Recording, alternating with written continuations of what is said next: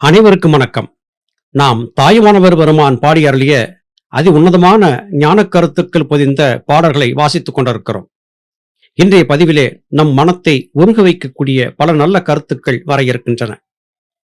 மண் ஆதி ஐந்தொடு புறத்திலுள்ள கருவியும் வாக்காதி சுரோத்ராதியும் வளர்கின்ற சப்தாதி மனமாதி கலையாதி மண்ணு சுத்தாதியுடனே 96 மட்டுள்ளனவும் மௌனியாய் சொன்ன ஒரு சொற்கொண்டதே தூவெளி அதாய கண்டு ஆனந்த சுகவாரி தோற்றுமதை என் சொல்லுவேன். பன்னாரும் இசையினோடு பாடி படித்து அருள் பான்மை நெறி நின்று தவறா பக்குவ விசேடராய் நெக்கு நெக்கு உருகி பணிந்து எழுந்து இரு கை கூப்பி கண்ணாறு கரை புரள நின்ற அன்பரையெல்லாம் கைவிடா காட்சி உறவே கருதறிய சிற்றபையில் ஆனந்த நிறுத்தமிடு கருணாகரக் கடவுளே.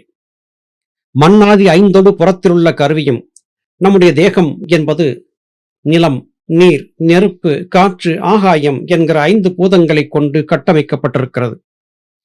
மண்ணை தொடக்கமாகச் சொல்லுகிறார். பூமியிலே இருந்துதான் இத்தனையும் புறப்பட்டு வந்தன என்பதை சொல்லாமல் சொல்லுகிறார். அதன்றியும் 5 பூதங்களால் படைக்கப்பட்ட நம்முடைய இந்த தேகத்திற்குள்ளே 5 புலன்கள் இயங்கிக் கொண்டிருக்கின்றன. பூதங்களுக்கும் புலன்களுக்கும் நிரம்பவே தொடர்பு இருக்கிறது. புலன்களிலே ஏற்படக்கூடிய சலனங்கள் பூதங்களுக்குள்ளேயும் சலனங்களை ஏற்படுத்துகின்றன. மனதிலே ஏற்படக்கூடிய கிளேசங்கள் தேகத்திலேயும் பற்பல விதமான உபாதாரங்களை உருவாக்கி வைக்கின்றன. புறக்கருவிகள் என்று சொல்லப்பட்டவை கண்கள், காதுகள், நாசி, மூக்கு, சருமம், இப்படி நம்முடைய புலன்களாக இருக்கின்றன. இதை கொண்டு நாம் செய்யக்கூடிய காரியங்கள் பேசுதல், பார்த்தல், சுவைத்தல், கேட்டல், உணர்தல் என்பதாக இருக்கக்கூடிய எல்லாமே மனம் சார்ந்து வரக்கூடிய பற்பல விதமான உபாதைகளை நமக்கு ஏற்படுத்தி விடுகின்றன. இவையெல்லாம் நேர்பட வேண்டும் என்றால் நாம் முற்று முதலாக புலன்கவழி சலிக்கக்கூடிய மனத்தின் போக்கை தடுத்து நிறுத்தி புருவமத்தியம் என்கிற சுழுமுனைத்தானத்திலே நிறுத்த பழக வேண்டும். நிறுத்துவது அத்தனை எளிதான காரியம் அல்ல. நாம் எத்தனைதான் முயன்றாலும் மனம் தரிகட்டு ஓடவே செய்கிறது. மனதை கட்டி நிறுத்துவதற்கு ஏதாவது உபாயம் இருக்கிறதா என்று பார்க்கும்போது அது வாசியை நேர்படுத்துவதாகவே இருப்பதாக சித்தர்கள் சொல்லுகிறார்கள். 96 தத்துவங்கள் என்று இங்கே குறிப்பிடப்பட்டிருக்கக்கூடிய தேகத்திலே உள்ள அனைத்து விதமான உணர்வுகளும் முற்றுமுதலாக உருவமத்தியம் என்கிற சுழுமுனைத்தானத்திலே ஒடுங்க வேண்டும் என்றால் எத்தனைதான் நாம் சுயமாக வாசி முதலாகிய பயிற்சிகளை பழக முயன்றாலும் ஒரு உத்தம சத்குருவின் உதவியும் அவருடைய திருக்கரங்களின் தீண்டலும் தேவையாக இருக்கிறது. இதை தீட்சை என்றும் குறிப்பிடலாம்.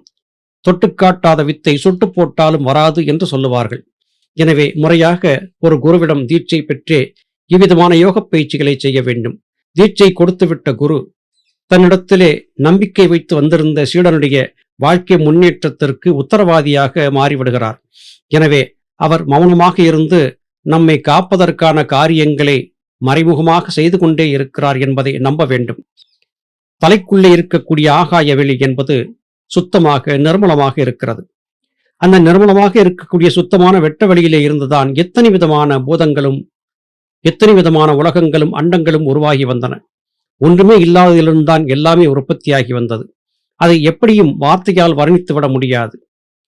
ஒரு இசை என்று சொல்லும் போது காகிதத்தில் எழுதி வைத்திருந்தால் அதிலே இருந்து எந்த விதமான லயமும் ஏறுவதில்லை.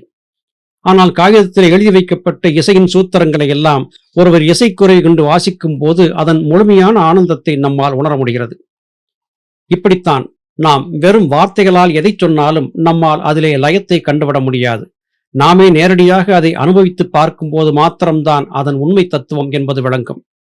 நெக்கு நெக்கு உருகி பணிந்து இருகை கூப்பி எம்பெருமான் ஈசனை தொழ பழக வேண்டும். நெக்கு உருகுதல் என்றால் என்ன? ஏதோ மேலெழுந்த வாரியாக ஒரு ஆலயத்திற்கு சென்றோம், அங்கே அர்ச்சனைகள் பூசணைகள் செய்தோம், இறைவா என்னை காப்பாற்று என்று 3 முறை சொன்னோம், முடிந்தது கடமை என்று கருதிவிடக்கூடாது. உண்மையான பற்றும் பக்தியும் கொண்டிருப்பவர்களுக்கு தன்னை அறியாத ஒரு பரவச நிலை ஏற்படச் செய்யும். அந்த பரவசத்திலே நம்மையும் அறியாமல் கண்ணீர் பெருக்கெடுத்து போடும். அந்த நிலைதான் உண்மையான சரணாகதி நிலை என்றாகும். அப்படி தன்னை முழுமையாக சரணாகதியாக கொடுத்து எம்பெருமானே, பராபரமே, ஈஸ்வரா, கருணாகரக் கடவுளே என்னை காத்தருள்க என்று இறைஞ்சும் போது அழுத குழந்தையின் குரல் கேட்டு ஓடோடி வரக்கூடிய அன்னையைப் போல எம்பெருமான் ஈசன் தொழுது தன் பிள்ளைகளை தேடி ஓடோடி வருவார் என்பது இங்கே தாய்மானவர் சுவாமிகளுடைய கருத்தாக இருக்கிறது. நம்மால் கருதிக்கூட பார்க்க முடியாத சிற்றபை என்று அழைக்கப்படக்கூடிய சிரசாகி ஆகாயத்திலே எம்பெருமான் ஈசன் தங்கியிருந்து நமக்கு அருள் செய்ய காத்திருக்கிறார். ஆனால் காலதாமதம் ஏன் ஏற்படுகிறது? நமக்குள்ளே இன்னமும் பக்குவம் வராமல் இருக்கிறது. பக்குவம் வரும் வரையிலும் எம்பெருமான் காத்திருக்கிறார். பக்குவம் வந்த அந்த வினாடி நம்மை கரங்கொடுத்து காப்பாற்ற தவறுவதே இல்லை என்பதே கருத்தாகிறது.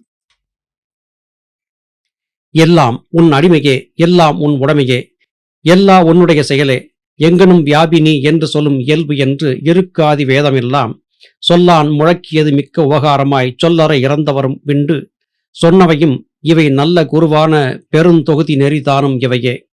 அல்லாமல் இல்லை என நன்றா அறிந்தேன், அறிந்தபடி நின்று சுகனான் ஆகாத வண்ணமே இவ்வண்ணம் ஆகினேன்.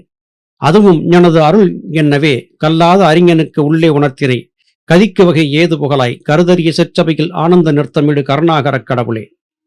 கல்வி கல்லாத மூடருக்கும் கூட காட்சி தந்து அருள்வாளிக்கக்கூடிய ஆற்றல் பொருந்தியவர் எம்பெருமான் ஈசன். நாம் எண்ணற்ற ஞானிகள் மகான்களுடைய வாழ்க்கை சரிதத்தை பார்த்திருக்கிறோம். எந்தவிதமான அடிப்படை அறிவும் புரிதலும் இல்லாமல் இருந்த காளிதாசன் அன்னை காளியின் மகத்துவத்தால் உடனடியாக மிகப்பெரிய ஞானியாக மாறியதை பற்றி அவருடைய வாழ்க்கை சரிதத்திலே உணர்ந்திருக்கிறோம். மூடராக இருப்பதாக காணப்படக்கூடும் எம்பெருமான் ஈசனுடைய கடைக்கண் பார்வை நம் மீது பட்ட மாத்திரத்திலேயே நாம் முழு ஞானியாக மாறுவதற்கு எவ்விதமான தடையும் இல்லை. அப்படியென்றால் சாதாரணமாக இருக்கக்கூடிய மனிதன் சாகாத மனிதனாக மாறுவதற்கு என்ன வேண்டும்? ஞானிகள் குருமார்களுடைய கருணை கண்கள் நம் மீது பட வேண்டும். அந்த கருணை கண்கள் நம்மை தீண்டுவதற்காக நாம் காத்திருக்க வேண்டும். கருணை கண்கள் யார் மீது வந்து விழும்? எவர் உண்மையும் நேர்மையும் சத்தியமும் தவறாதவராக உத்தமராக இருக்கிறாரோ அவர் மீதுதான் ஞானிகள் மகான்களுடைய கண் பார்வை என்பது விழும். நாம் செய்ய வேண்டியதெல்லாம் நம்மை ஞானிகள் மகான்கள் பராபரம் எம்பெருமான் ஈசன் இவர்களுடைய அன்பிற்கு பாத்திரமாகும்படியாக பக்குவப்படுத்திக் கொள்வதுதான். காரணம், நாம் எல்லோருமே எம்பெருமான் ஈசனுடைய அடிமைகள்தான். அடிமை என்று சொன்னால் ஏதோ ஏவல் பணியை செய்யக்கூடிய சேவகன் என்றல்ல, அவருடைய அன்பிற்கு அடிமை என்றாகிறது. எல்லா காரியங்களும் எம்பெருமான் ஈசன் செய்யக்கூடிய செயலே என்று கருதி இருக்க வேண்டும். நான் கொண்டிருக்கக்கூடிய பொருட்கள் சொத்துக்கள் எல்லாமே எம்பெருமான் ஈசன் கொடுத்தவை என்று எண்ணி பழக வேண்டும். எம்பெருமான் ஈசன் எல்லா இடங்களிலும் நிரங்கி இருக்கிறார், அதே போல எனக்குள்ளும் இருக்கிறார் என்பதை நம்பி பழக வேண்டும். ருக், யசுர், சாமம், அதர்வனம் என்று அழைக்கப்படக்கூடிய 4 வேதங்களும் எம்பெருமான் ஈசனின் பெருமையைத்தான் சொல்லுகின்றன. ஒற்றை வார்த்தையில் முடிப்பதென்றால் உங்களுக்குள்ளே இருக்கும் சிவன்தான் சிவன் என்றாகிறது. வேதங்களிலே விவரிக்க முடியாத வார்த்தைகளை தனக்குள்ளே ஒருவனால் உணர்ந்து கொண்டு விட முடியும்.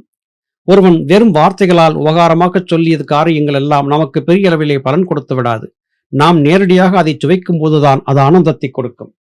லட்டு என்கிற இனிப்பு பலகாரம் இனிப்பாக இருக்கும் என்று சொன்னால் கேட்டவருக்கு அதன் சுவை தெரியாது. அந்த பலகாரத்தை உண்டு பார்க்கும் போது மாத்திரம்தான் அதன் உண்மையான சுவை தெரியும். எனவே எத்தனைதான் ஞானிகள் மகான்கள் நற்குருமார்கள் பாடல்கள் வாயிலாக ஞான கருத்துக்களை சொல்லியிருந்தாலும் அவைகளை காது கொடுத்து கேட்ட மாத்திரத்திலே நமக்கு ஞானம் கிடைத்து விடாது.